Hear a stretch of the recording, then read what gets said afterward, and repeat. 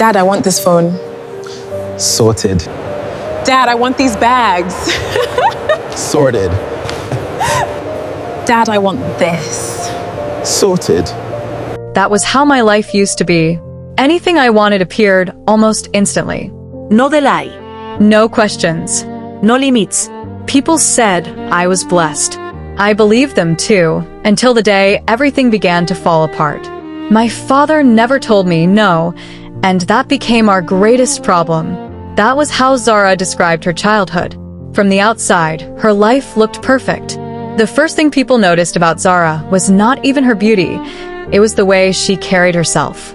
She walked like someone the world had never refused, because it hadn't. Her school uniform was always flawless. Her shoes were the newest release.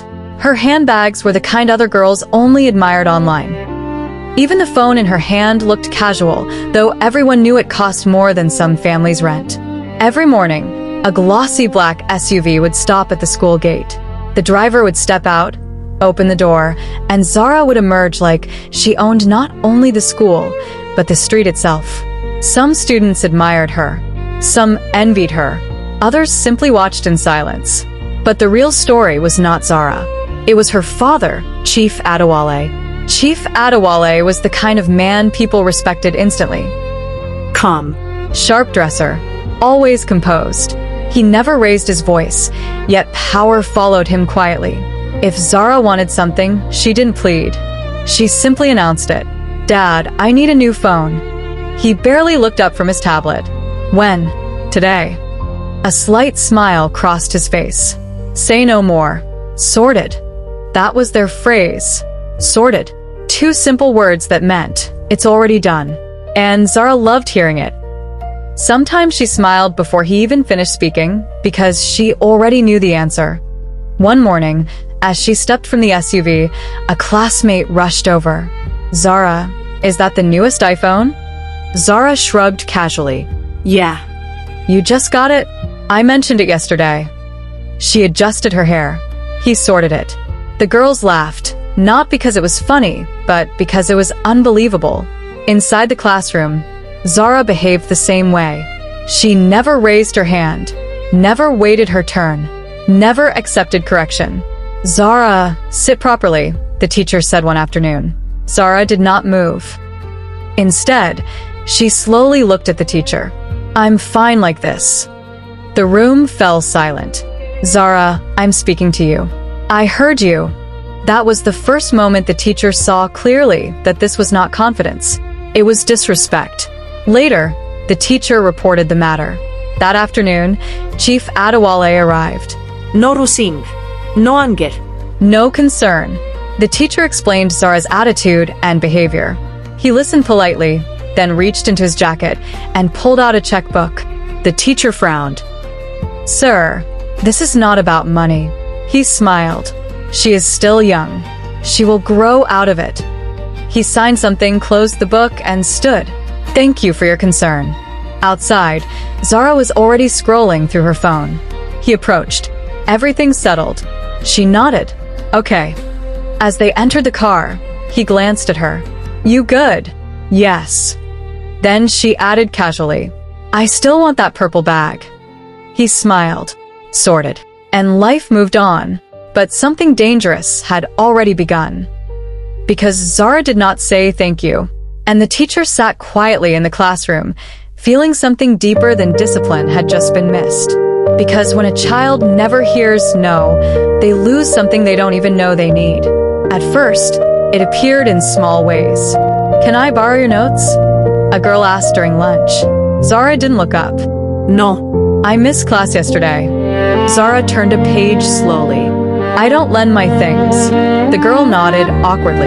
Then Zara added, but if you need help, I can tell my dad. To fix something for you. At first, it sounded generous, but it wasn't kindness. It was control. She had learned that money could replace character. One weekend, Zara went shopping with friends at an upscale mall. A sales assistant approached politely. Good afternoon. How may I help you?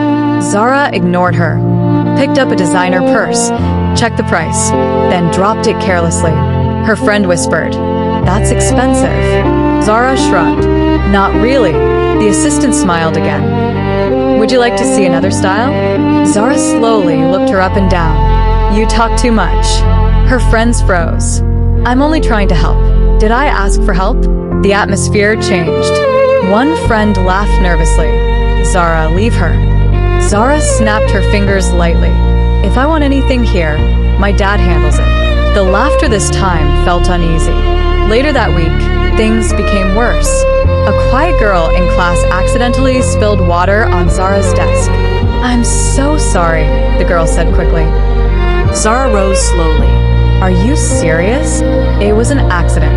Before she could finish, Zara knocked the bottle to the floor. Water splashed everywhere. Now you've done it properly. The room froze.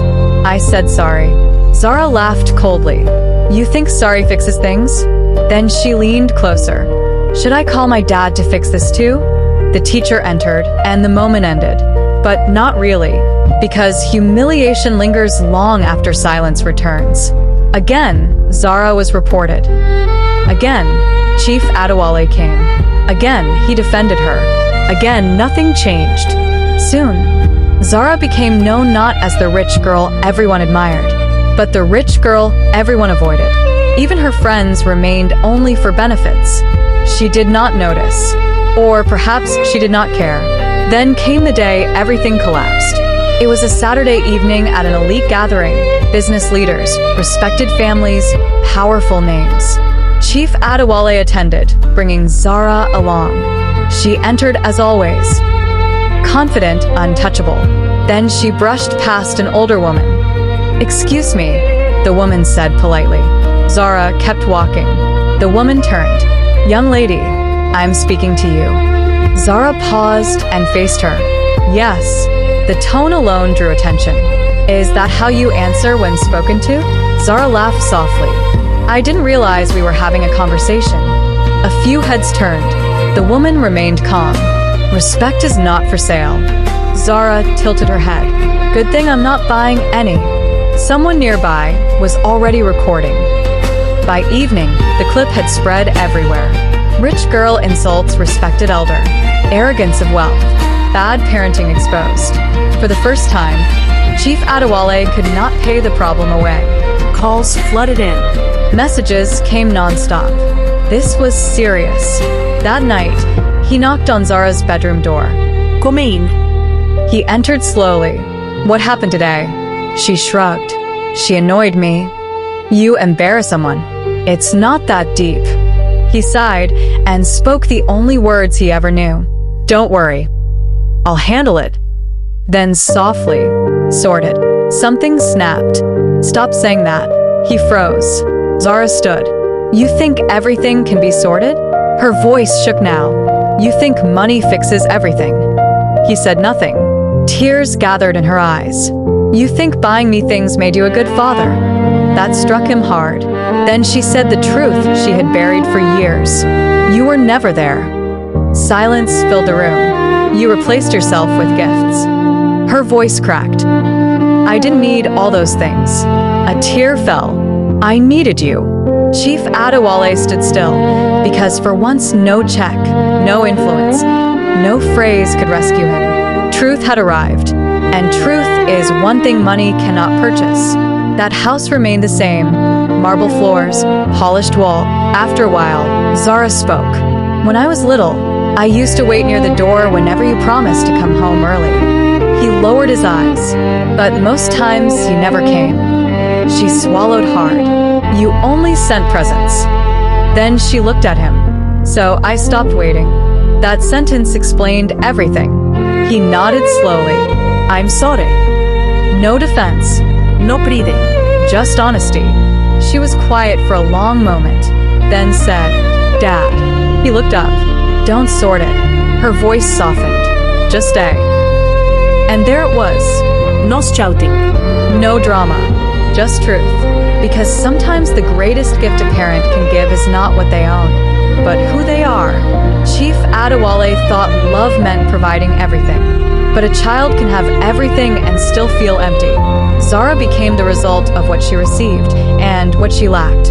when boundaries disappear, when time is replaced with money, when emotions are answered with transactions, a child is not raised. They are programmed, yet it was not too late. Because the moment he chose to sit beside her as a father instead of a provider, healing quietly began. Real love is not always saying yes. Sometimes real love says no. Sometimes it corrects. Sometimes it stays. And sometimes the most powerful words a parent can say are not, "I'll handle it," but "I'm here."